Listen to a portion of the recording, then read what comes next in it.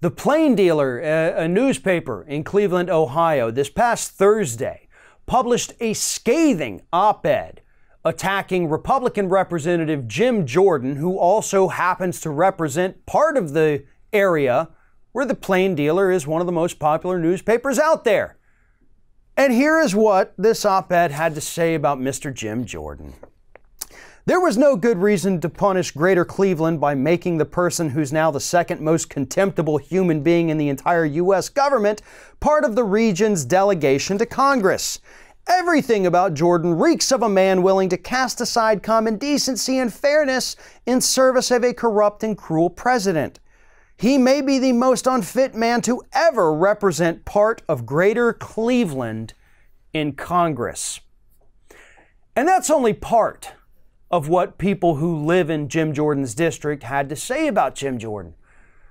They also, in the op-ed, mentioned the fact that the only reason Jordan's even in Congress right now is because back in 2012 they had to redraw the districts, and they gerrymandered the heck out of that one that Jordan currently represents. It is now a sickle-shaped district, much like Dan Crenshaw's district down in Texas, by the way. It's just weirdly shaped, going all which ways into areas that ought not be going.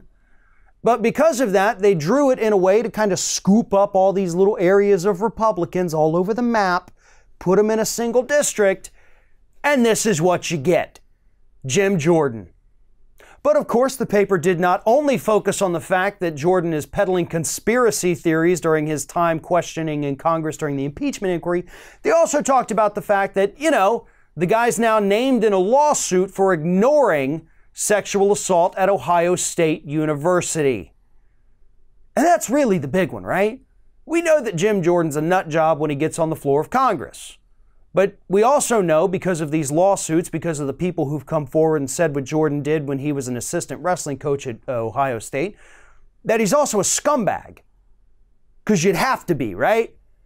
When you have these young men on your wrestling team, you're in charge of their safety and their protection. You're in a mentor role for them, not just a coach. You're somebody they look up to, somebody they trusted.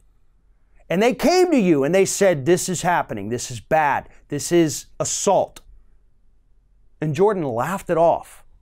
He laughed it off. He could have stopped it. He could have prevented dozens of more young men from being assaulted, molested, or harassed by this Dr. Richard Strauss, but he didn't do it. And that makes him a scumbag. But that is what Jim Jordan has always been. And that's why the Ohio State story is so important.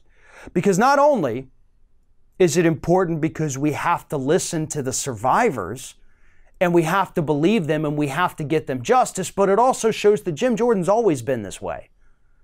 Jim Jordan did not suddenly become crazy when he got on the floor of Congress. Jim Jordan has always been a scumbag and will always be a scumbag.